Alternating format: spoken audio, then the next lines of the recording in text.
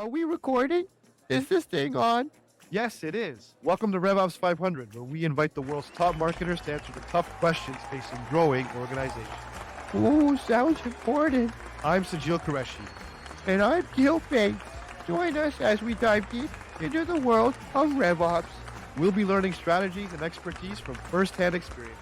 RevOps 500 is sponsored by Computent. They provide technical and development expertise to growth-focused marketing. Let's get started.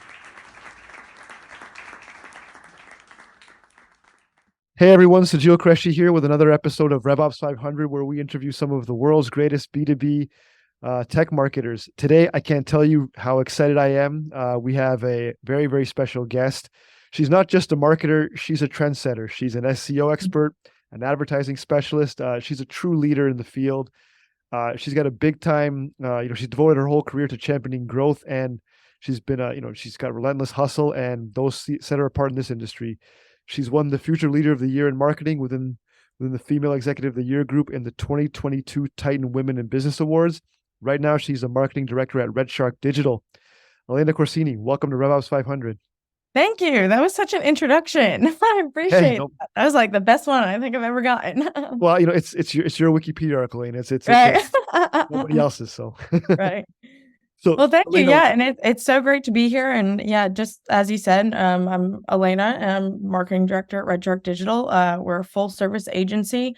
Our headquarters are in Greenville, North Carolina. However, we service clients across the globe, primarily in the USA, on the East Coast. A little bit, we've got West Coast and Midwest, but yeah, up and down the East Coast, and absolutely love what we do. Like I said, full service. So we really provide any and all digital services, marketing services, but really our bread and butter is, as you mentioned, SEO, paid advertising, and then website development.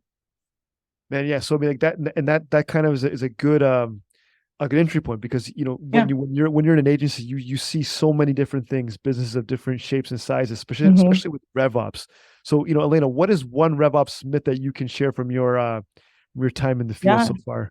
Yeah, I would say I think the biggest is that RevOps is only for large enterprises and large businesses.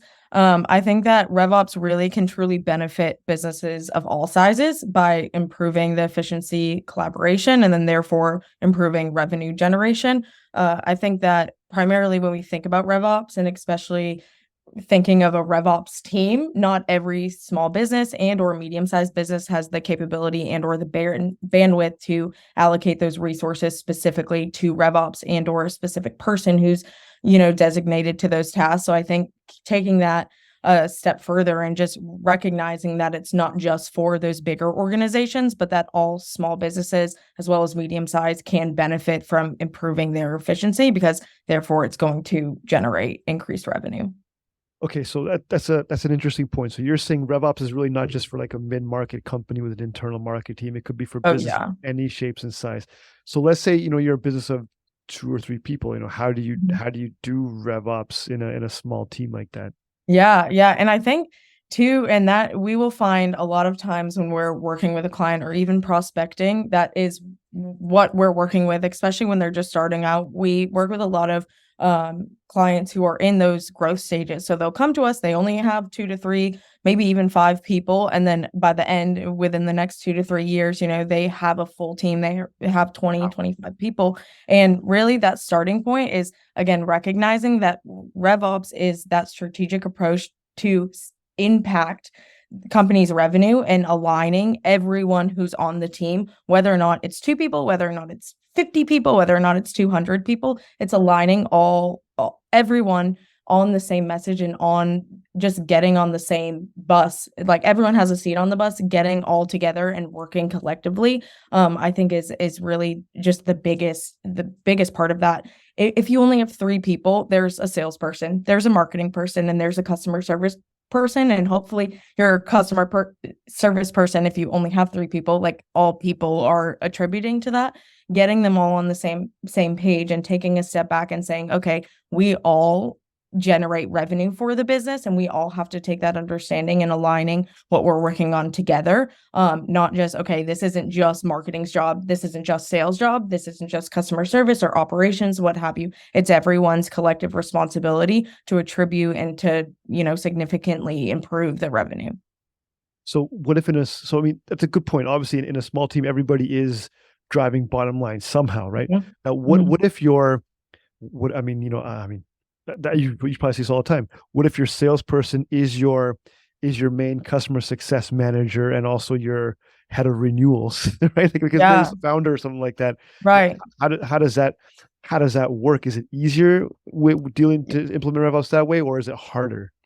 Yeah, I think honestly, and that's like both in Okay. marketing. It always depends. So I would Yeah. say for that specifically, it's like you have the luxury of it being one person is that you can't necessarily operate in a silo because it's like, okay, I'm dealing with sales here, I'm dealing with customer service here. I know what the customer is seeing, I'm hearing their feedback, I'm getting that in real time. And then therefore I can kind of change either my sales strategy or change even my customer service, how I'm communicating with the client based on the feedback from sales or from marketing, etc. If it's all one person, you don't, I mean, you have internal dialogue, yes, and internal conflict, but if you can't communicate that with yourself and bring, okay, my relationship with the customer to the sales strategy, then that's a whole different, that's a whole different like Ah, issue, but if for one person, I have always found that it's easier, honestly, because it's one person bringing the ideas from one area of the business to another.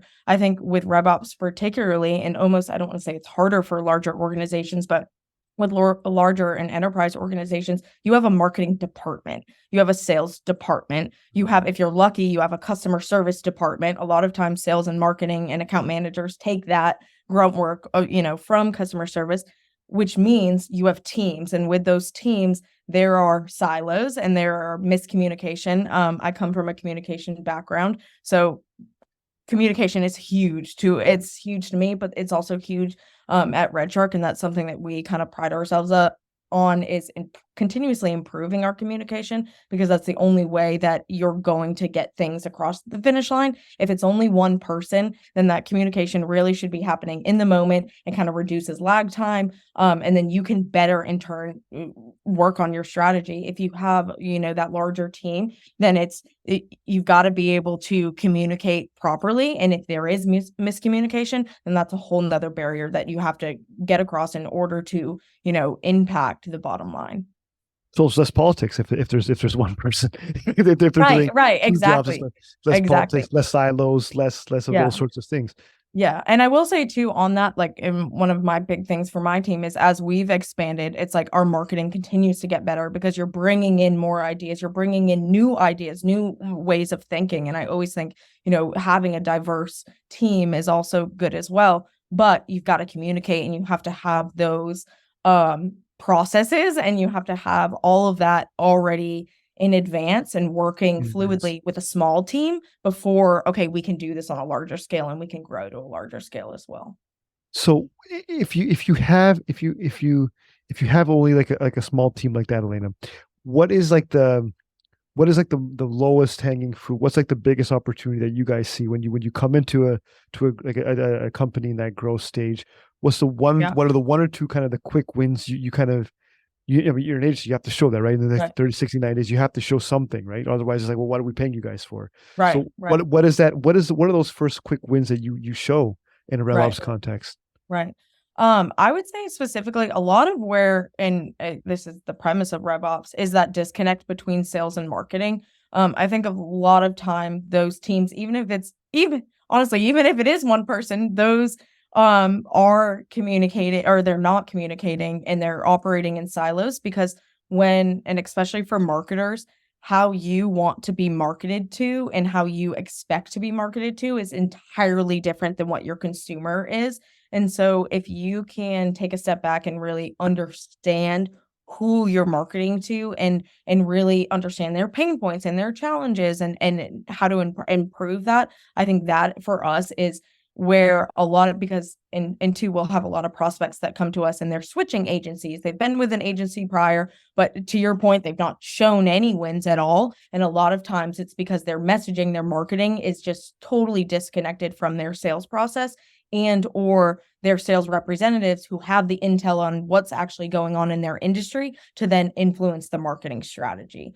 So I think for us, it's aligning those two, saying, okay, like do you have CRM? Like, what's going on? Are you using Salesforce? Are you using HubSpot? How is that coming through to your marketing? How are we being able to attribute? Do we have the platforms? Do we have the resources to do that? Again, that's a huge part of that quick win. And then also just aligning their messaging overall and their communication. Again, like I said, I've got a communication background. So I think making sure that on all fronts, whether that's your website, whether that's your social media, whether or not that's your thought leadership coming out from your executives, everything has to be on brand and it has to have the same ideas and concepts. And if you're not continuously instilling that in your messaging and for any organization, then you're not going to increase revenue and increase that on the bottom line. That quick win, if we can assess that in that first month or in that first 2 months, align everything so that marketing and sales are speaking to each other, almost immediately we're able to attribute that and or not attribute that the marketing channels aren't working, and then we're able to adjust accordingly.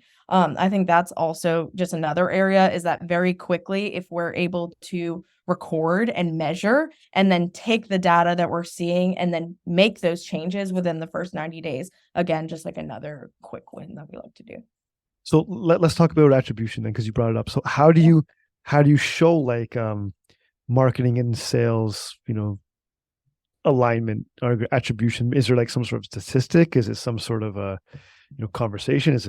What is it exactly? Yeah, it's really in HubSpot. I mean, I'm going to plug HubSpot, but HubSpot is a great tool for that. And especially with B2B, but there's tons of platforms out there. I think that when you, and again, some of the businesses that we do work with are small businesses. So they are operating sometimes still in a spreadsheet, and they're managing or they don't even have a spreadsheet. And it's like someone calls and they're like, okay, now we're going to send them a quote, and it's just a random email.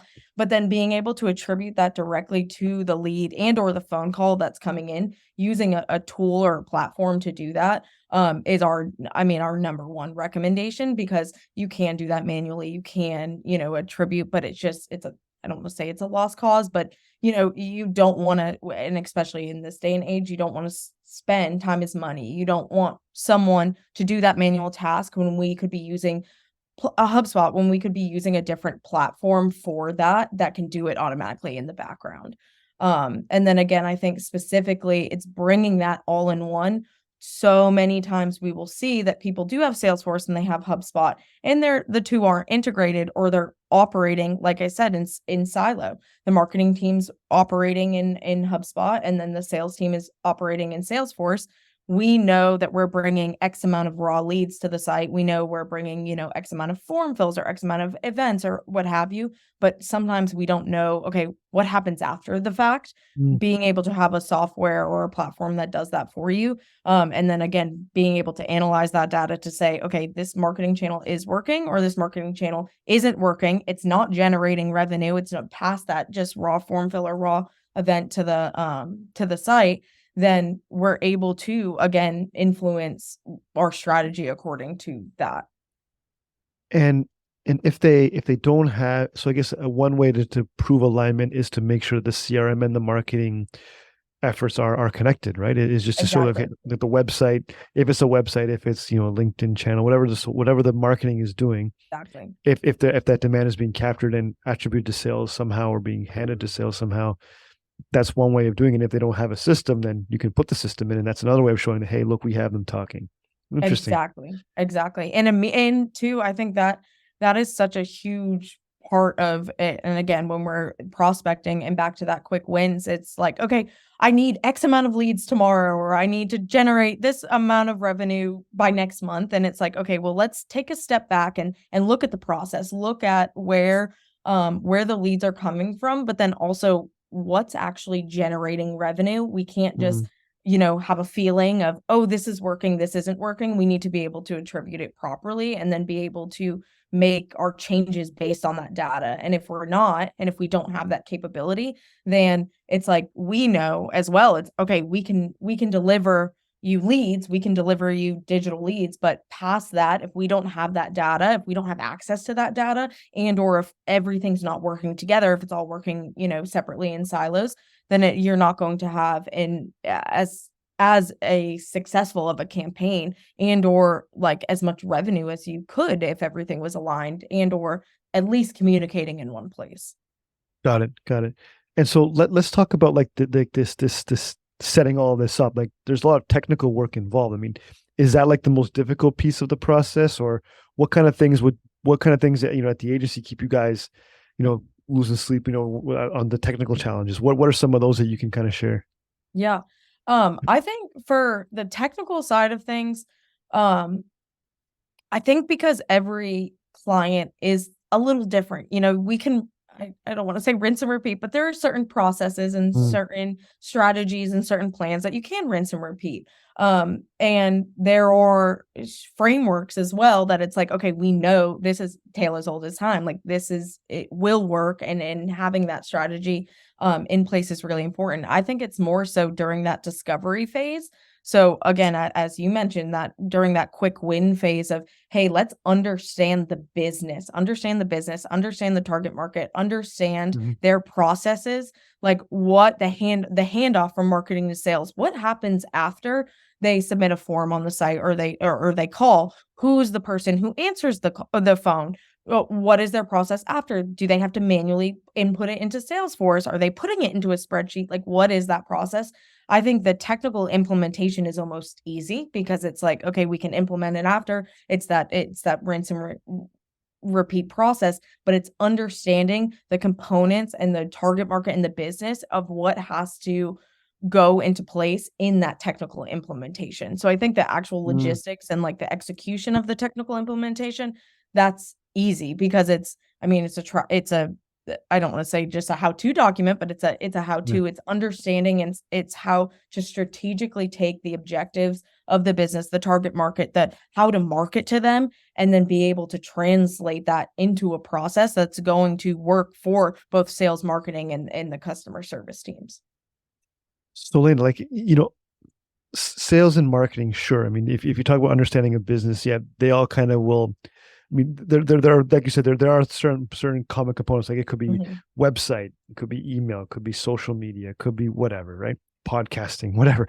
Now, if you talk about the business itself, though, I mean, that's a very different thing. Like, marketing to a, handling like a company that does, like home cleaning for offices is very different Mhm. than one that does, real estate, right? Or is a home builder. But at an agency, you'll probably see, you can see both of those kinds of clients in one day. You could have one email inbox from one, then another for the next one right after. It's a totally different mode of business.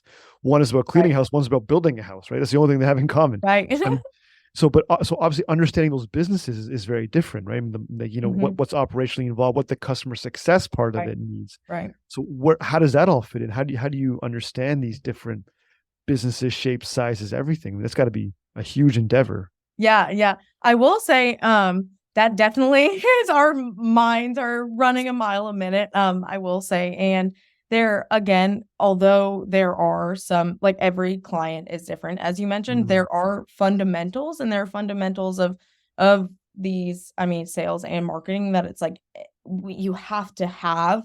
And a lot of times we'll find that a client, and as we're like prospecting, they're usually missing one of those fundamental pieces, and that we're able to like easily identify in that moment to then say, okay, like like sales and marketing are not talking at all, and or like your mm, paid advertising and your SEO is not talking and or communicating, or your website does not translate to your advertising. So there's usually like one bigger component, I think, that we can kind of recognize in that moment, that it's like, okay, again, here's a quick win, here's an area that we can provide value right in that moment. And then I also think too, I have a phenomenal team. My team is like, I cannot say enough great things about it. I think being a leader, but then having people that you feel confident in to do the thing, and to mm, do the job well.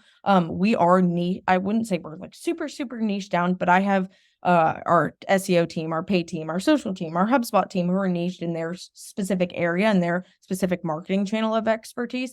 But then I also have, kind of within those niches, we also have industry somewhat niches. I have strategists who have worked a little bit more with B2B, a little bit more with professional services and or manufacturing, so that they're also able to attribute that industry knowledge to that specific client at that time.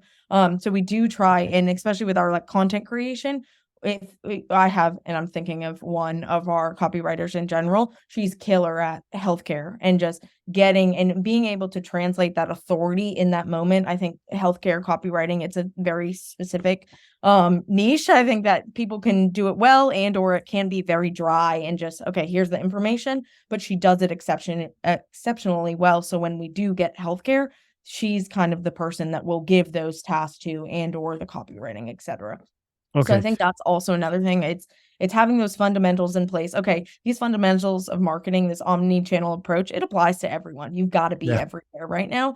But then also having a solid team that you feel confident in, but then also having them niche down in areas of their expertise and or just things that they're interested in. I think that people, I feel very strongly that people do great work when they enjoy the work and they feel confident in what they're doing. So if we will do a lot of communication with our strategists and with our copywriters on, hey, are you liking this information? Is there a client that you just heard, like, our AMs are prospecting and you might want to work on their account? If they show interest, we immediately kind of allow that to flourish because the content and or the work that they're doing will be better. Hey everyone, thank you for listening to another episode of RevOps 500. This podcast is a great opportunity and channel for revenue operations and much more. If you've been thinking about a podcast or you want to shift production to a friendly team, check out ringmaster.com. They're the team behind this podcast. RevOps 500 is sponsored by Computan. Computan serves as the back-end dev and technology team for shorthanded marketing agencies and departments. Shorthanded? Wait a minute, that sounds like me. Now, let's get back to it. The end. And then obviously then it's easier for them to get into the nitty gritty of the Exactly. client's business and what they do and how they do it and why they do it and all that kind of stuff. Exactly. And they've heard it a lot of times too. They've heard it before and or Yeah. they've heard it from another client who they're working with at that time. And you're able to immediately say, hey, actually, I have a client in this industry. It might not be in North Carolina. It might be in Pennsylvania. It might be in Boston. Sure. It might be in LA. But again, the fundamentals of an industry are pretty much the same everywhere. We see that in particular with our law firms. We have a few personal injury lawyers, and they are up and down the East Coast. So they're in totally different areas, different cities, different, one's really rural, one is on Cape Cod. So another one's in Philadelphia. So again, just very different areas. But it's funny because when we are looking and analyzing, or when one of our clients will say, hey, the market's down a little bit, we'll kind of communicate with the others, and pretty much I don't want to say they're always seeing the exact same, traffic decrease or increase, but the market is the market and based on that industry. So really having them niche down and then allowing them to take the information and take what they're learning from other clients as well, and then apply it to that specific task that they're doing at that time. Yeah. And that's interesting that you're able to do that you have team members who have, unique skill sets in different areas. That's a very, it's a very unique team, but that explains why, you guys have, the credentials that you have, right? I mean, because, you do have that background. Now, Right. I want to go back into your past a little bit. Now, I think I read online that, you worked at a Mexican restaurant for a Yes. while, right? Yeah. I did. So now, how would you set up a RevOps operation? Because your customer success there, right? So the hospitality service, its product, it's everything, right?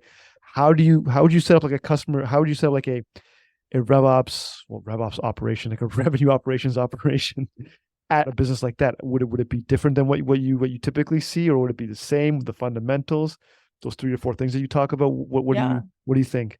Yeah, that is such a great question. Oh my gosh. And I love to, not a lot of people highlight my kind of hospitality past, but that's actually something that I think it almost sets me apart from others, is because I've been in customer service since I was 14 years old. So it's I know this, Yeah, I've done this, whether or not it's retail or it's selling, we used to sell frozen lemonade in Boston, but it's Sure. whether you're selling Dell's lemonade or you're selling a piece of clothing in a retail store, you're dealing with the customer, and you're dealing with immediately then you have to understand and be able to empathize with them to a degree in that moment on hey, this is this is what they're looking for. They came to me for X and I need to provide that solution, whatever it is. And so I think applying again that and also just like getting stuff done, I think in serving and like bartending and anyone in that, they know that it's a hustle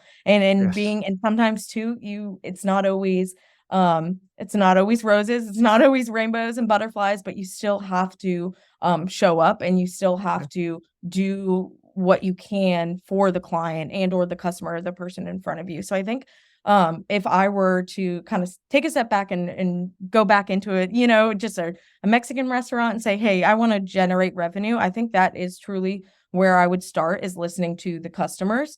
And again, I think in hospitality too, that's a great example. We're talking more of like B2B, but in an organization, you have your server, you have your bartender, you have your GM, you have your owner. Your owner is probably never talking to your server. Your owner's probably never talking to your busboy. If you have a good restaurant, your owner is coming out and they're talking to the customers and or the chef, etc. But there aren't organizations that always do that. So I think coming out and talking and making sure that there is communication, that the people, I don't want to say at the bottom, but the people just starting are still have that like open line of communication back to the owner and or back to the GM, because they're the ones who are talking to the customer. They're the ones who are listening to the customer. They're the ones who know whether or not they like that burrito, or, the new burrito just like doesn't hit the spot, and or you removed a special that like, you didn't think that people were going to care about, but all of the regulars absolutely loved it. The owner who's making those executive decisions who affect the bottom line at the end of the day typically aren't the ones communicating with the employee. So I think the first thing would be like, hey, how can we set a team meeting? How can we set a bi-weekly meeting? How can we align everyone to get them on the same page of, hey, let's bring what the person who's actually doing the job and handing the food over, what they're hearing from the customer, how can we bring that back to the operational standpoint? How can we bring that back to the owner, to the GM, to make our process better, to then, okay, bring in more revenue at the end of the day? Yeah, that's so interesting how you put it that way. That like, there is that disconnect between marketing and sales and customer success, right? The person bringing someone to the door, optimizing the Google reviews, is not the same person who is the waiter or the waitress in the restaurant, and the owner is doing customer success. And they're just there. I mean, but now what you're saying almost like in reality is maybe the owner should be doing the thought leadership. The owner is the product in a way, right? They're the one that would come out and talk to the guests and how's it going, whatever. They become like I want to use Ronald McDonald's analogy, but they become like the face of the business, right? And then people feel like, oh, I know the owner of this restaurant and whatever, and then they create that memorable experience for the guest. The guest comes back, and they understand what the product is doing. So maybe there is fundamentals, like you said. Exactly. And it's so funny too that you mentioned that specific Mexican restaurant, because the owner, and I will tell you, it's a great story. It's Adrian Vargas, Mike Horton, they're from Greenville, North Carolina, and Chico's. They will come out. So nice. I'm trying to be like, oh, what would I improve of that organization? But that is something that they do really well. And especially, in a college town, in a town that there are restaurants or a dime a dozen, they have the owners in the kitchen, and the other owner is out front talking to the guests and has a tie on and shows up every single day, whether or not he has a shift or not, to communicate with their customers. And that's why they have regulars. That's why they have people coming back year after year. 40 years later, they'll come and be like, I remember Chico's down, when I was 18 and blah, blah, blah. Wow. They do that because they have that owner who comes in and who brings in that personal, that approach. There's, and there's other variables. I think, servers, of course, do a great job. The food is excellent. It's authentic. Like it's straight from it's great. But a huge part of that, and what people always say, is it's the people. It's the people. It's the owner. It's the atmosphere, and you don't get that by not communicating and having a one-man show and or silos in any department. Yeah, so it's interesting, how you quickly crafted a RevOps strategy on the fly in a podcast within like 4.5 minutes for a Mexican restaurant that you went, but you worked at in East Carolina, right? I mean, that's pretty impressive. I mean, you know your stuff. So let's go back to like, Alaina, back at that restaurant, like what would you tell yourself? What would you tell yourself back then that you know now? What advice would you give your former self? Oh, that's a good question too. Um, I think, and I'll go to a lot of, again, I have a relationship with the college. We have few local colleges here, Oh, and I'll nice. speak to a lot of the School of Communication. And I think one of the biggest things is that they don't tell you that true education and the free resources that are available online that you can expand your knowledge in. I think again, I'll plug HubSpot. HubSpot does an incredible job with HubSpot Academy, HubSpot boot camps, the free resources that they have available to especially young professionals right now is insane, and how much you can advance your knowledge just and learning from experts, like learning, and they'll connect with you on LinkedIn. You can communicate back and forth with them. I think having access to that, one, it didn't exist to that caliber at that time. But then also, I think I was too, I don't want to say like too in the nitty gritty of like, hey, I just got to get to the next thing, recognizing that those were available at that time to expand my knowledge. I think that having a little bit more of the fundamentals and access to those resources early on would have, again, laid the foundation for kind of my career a little bit earlier, so that I could be, I guess, more in the nitty gritty. But I think just knowing that that is accessible. Like I said, when I go and I talk to schools and I talk to classrooms, I'm like, these resources are available. They're free. They're certifications. You can add them to your link or your resume, your LinkedIn. But then it also just gets your foot in the door of, hey, this is an area of expertise that like I want to go after. I also think too, just like digitally, I didn't really recognize, I think at a younger age that, RevOps and marketing and digital marketing in general, like it is amazing, fulfilling, incredible career that if you can get your, hands dirty, if you can expand your knowledge on YouTube, you can get on HubSpot Academy, you can do some free resources, some free trainings. Like there is so much opportunity to create just such an amazing life for yourself. And it's available. You just have to like get after it and find that knowledge.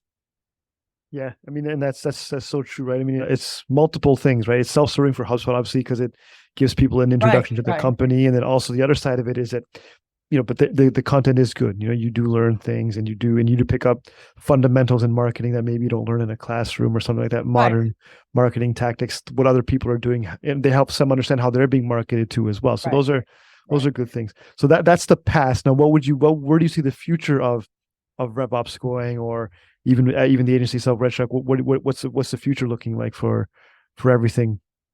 Yeah, I think you probably get this a lot right now. It's almost a step back, I think, especially in the age of AI and technology. Like technology is just, it's infinite. Like there are so Mhm. many things and so many capabilities and things that we can do. I think the businesses and the organizations that take a step back and again, communicate with their clientele, communicate with their customers, understand their target market, take that deeper level to also empathize with their consumers and understand their pain points and be able to serve them in a way that is truly, I mean, it's fulfilling for the organization, but it's for the person and for the client. I think those are going to be the organizations whose RevOps processes and whose revenue in general accelerate into, the future. I think that right now in the age of AI, the age of like mass content creation, like marketing is almost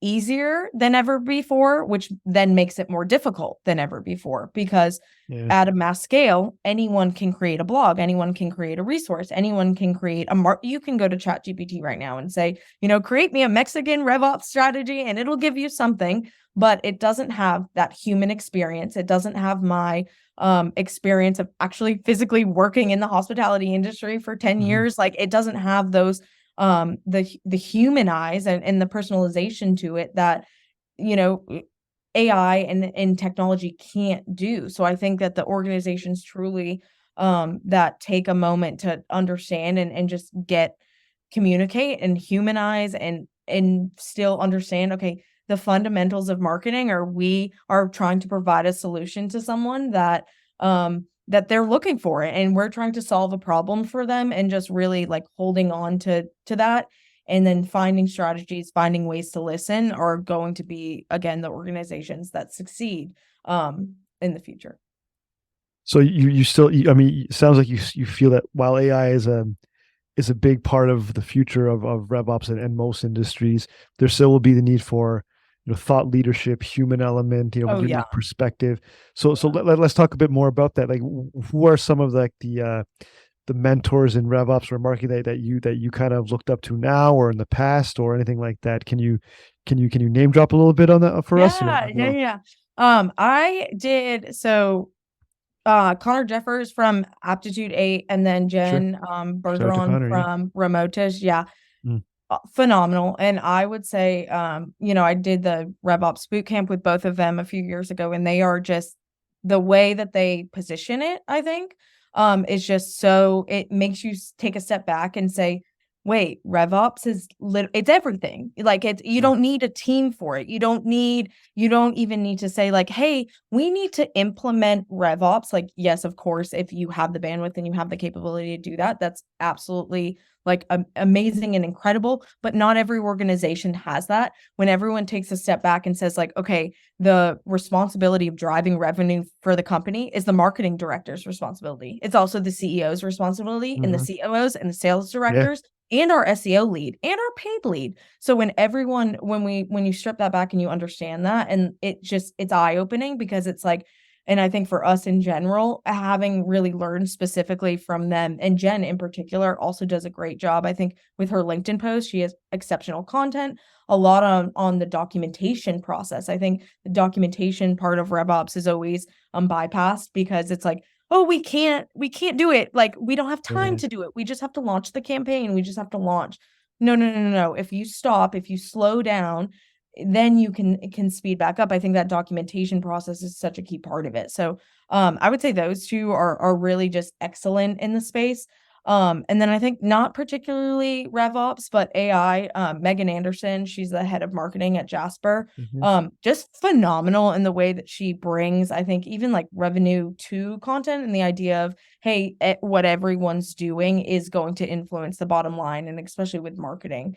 So again, just like another person I loved, and her content again is great on LinkedIn. Yeah, shout out to Connor, Jen, and Megan. Yeah, they're all pretty good at this stuff. I mean, no doubt about it. So just to get a fun question to kind of wrap us up. What are some things you do outside of work? I mean, do you head up Chico's at all still, or no? I mean, what does Alaina do for fun when she's not conquering the RevOps world? Yeah. I'm also on the board for the Greenville Museum of Art.